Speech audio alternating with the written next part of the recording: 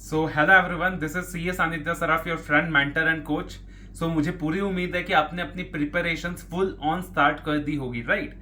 अब अगेन इस वीडियो के अंदर मैं आपके साथ शेयर करने वाला हूं कि how can you score 70 marks and above in economic loss paper 6D। जी हाँ, इकोनॉमिक लॉस पेपर 6D जो है ना, बहुत ज्यादा स्कोरिंग पेपर है, बहुत ज्यादा स्कोरिंग पेपर। मेरे कितने स्टूडेंट्स हैं जिन्होंने 80 प्लस सिक्योर किया है in economic loss in the past many attempts, and 70 plus की तो छड़ी लग जाती है। एग्जाम्शंस की तो बात ही मत करो भाई, हजारों स्टूडेंट्स एग्जाम्शंस लाते हैं इकोनॉमिक लॉस में, लेकिन सर फिर मैं एग्जाम्शन क्यों नहीं लेकर आ पाया? सर मेरा फर्स्ट अटेम्प्ट है, क्या मैं भी एग्जाम्शन ला सकता हूं? क्या मैं भी 70 प्लस ला सकता हूं? डेफिनेटली आप ला सकते हो। And economic loss paper 6D एक ऐसा सब्जेक्ट है जिसके लिए मैं आपको गारंटी के साथ बोल सकता हूं कि भैया बाकी सब्जेक्ट से ज्यादा स्कोरिंग है वो, और तुम उसमें 70 ला सकते हो, और 70 लाकर वो तुमको हेल्प करेगा कि एग्रीगेट में तुम अपने सीए एग्जाम्स क्लियर कर लो। तो सर प्लीज हमें गाइड कीजिए कि ऐसे कौन से टेक्निक्स हम लोग फॉलो करें सर कि हम लोग इकोनॉमिक लॉस पेपर 6D के अंदर बहुत अच्छे मार्क्स ला सकें। तो देखना, यहाँ पे कुछ टेक्निक्स मैं आपके साथ शेयर करने वाला हूं जिसको यूज करके आप पक्का पक्का इकोनॉमिक लॉस में बहुत अच्छे मार्क्स ला सकते हो। लेकिन यार पहले कंजूसी मत करो, वीडियो को लाइक करो यार, फटाफट वीडियो को शेयर करो, उसके बाद I start sharing. Okay, so technique number 1, stop treating economic laws like a elective. This is one of the biggest reason why the students are not able to secure so much marks in economic laws। जबकि paper इतना ज्यादा scoring है, paper इतना ज्यादा आसान है, बच्चों ने अपने दिमाग में बिल्ड कर लिया सर ये तो इलेक्टिव है सर, ये तो ओपन बुक है सर, यहाँ तो अपने को बुक्स मिलेगा सर, हम तो देख कर लिख सकते हैं सर। और उसकी वजह से बच्चे जो अपने एफर्ट्स हैं सब्जेक्ट में बहुत कम डाल देते हैं। Stop treating this subject like a elective, like a open book. बाकी सब्जेक्ट्स को जितना इज्जत देते हो उतना ना सही तो कम से कम भैया उसका 30-40% तो इज्जत दो। अगर तुम डीटी को 500 घंटे देते हो तो इकोनॉमिक लॉस को 150 घंटे तो शिद्दत के साथ दो। ये मत सोचो कि भाई एग्जाम से 2 दिन पहले या 4 दिन पहले मैं इकोनॉमिक लॉस कर लूंगा, right? So that is one of the most important things that you need to remember.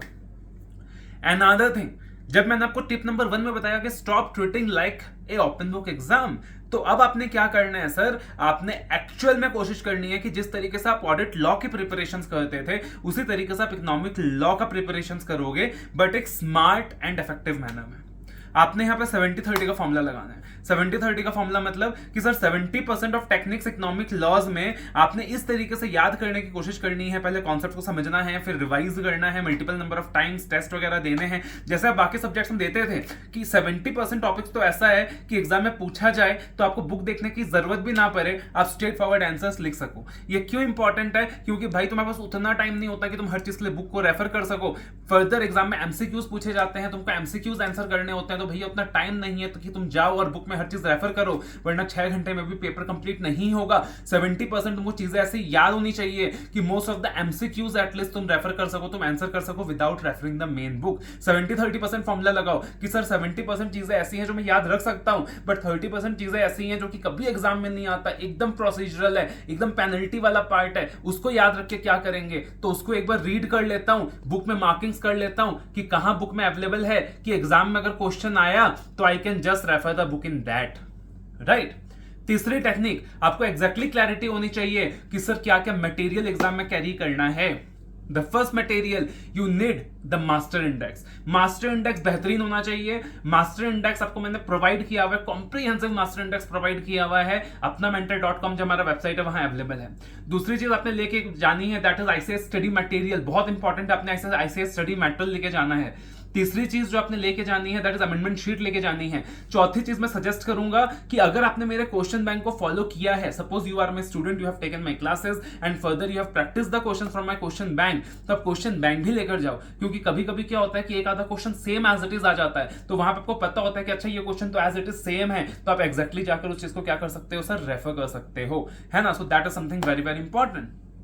The tip number 4, give test for economic laws as well. बच्चे समझते हैं सर टेस्ट देने का मतलब सिर्फ ऑडिट लॉ में होता है, नहीं, जितने ऑडिट लॉ के अंदर टेस्ट देने का रेलेवेंस है सर, उतना ही इकोनॉमिक लॉज के अंदर भी टेस्ट देने का रेलेवेंस है। वहां प्रैक्टिस करें। अच्छा 100 मार्क्स का पेपर सामने आ गया एकदम एग्जाम पैटर्न के अंदर, तो अब मैं क्या चीजें बुक से रेफर करूंगा, कितना टाइम मेरे को लग रहा है, कितनी चीजें मुझे याद है, मैं अपने आप से लिख रहा हूं, तो वो चीज आपने सर ध्यान रखनी है, राइट? द नेक्स्ट टिप जो आपको थोड़ा सा एब्सर्ड लगेगा, don't be a copy cat. Question आया बुक से, बुक खोला, पन्ने खोले, एग्जैक्टली कॉपी पेस्ट किया, वर्ड टू वर्ड मत करो भाई। ठीक है, तुम बुक को देखकर लिखो वहां पे, बट थोड़ा सा मॉडिफाई करो, don't be a copy cat. मैंने देखा जब आप कॉपी कैट करके लिखते हो ना, पूरे मार्क्स नहीं मिलते। थोड़ा सा मॉडिफिकेशन लाओ, थोड़ा प्रेजेंटेशन अलग तरीके से करो, थोड़ा आंसर को प्रेजेंटेबल बनाओ, उन चीजों को काम करो, उन चीजों के ऊपर काम करो। And finally one thing I will like to say is that कि इकोनॉमिक लॉस है बोलकर नेग्लेक्ट मत करो कॉन्सेप्ट के पार्ट को। आप जो क्लासेस वगैरह ऑडिट लॉ के लिए लेते हो, इकोनॉमिक लॉ 6D को भी लो, 6D के लिए भी लो, है ना। टाइम ज्यादा नहीं है, एग्जाम ओरिएंटेड क्लासेस लो। जैसे मेरी खुद की क्लासेस 50 आवर्स में अवेलेबल है कि 50 आवर्स के अंदर आप इकोनॉमिक लॉस कवर कर सकते हो। तो take the exam oriented classes, खत्म करो सब्जेक्ट को 50 घंटे में, फिर रिविजन करना स्टार्ट करो, फिर टेस्ट दो, 70-30 फॉर्मूला लगाओ, पता रखो कि क्या चीजें याद रखनी है, क्या चीजें बुक से नकल करनी है, राइट। टेस्ट देकर उस चीज को एसेस करो कि एग्जाम में किस तरीके से आप प्लान करने वाले हो। उसके बाद एग्जैक्टली कॉपी कैट नहीं बनना, अपने को प्रेजेंटेबल बनना है, प्रेजेंटेशन के ऊपर ध्यान रखना है। तो ये सारी चीज आप करोगे ना, तो मैं आपको बता सकता हूं कि इकोनॉमिक लॉस पेपर 6D के अंदर आप बहुत सारे मार्क्स सिक्योर कर सकते हो, 70+ कहीं नहीं गया, राइट। तो इकोनॉमिक लॉस है, आईसीआई की तरफ से गिफ्ट है, टेम्पररी गिफ्ट है। आपको पता है सर हटने वाला है शायद, तो भाई इस टेम्पररी गिफ्ट का फायदा उठाओ, भरपूर फायदा उठाओ, and make sure that you are getting excellent marks in this subject. So all the very best. Love you. I take care.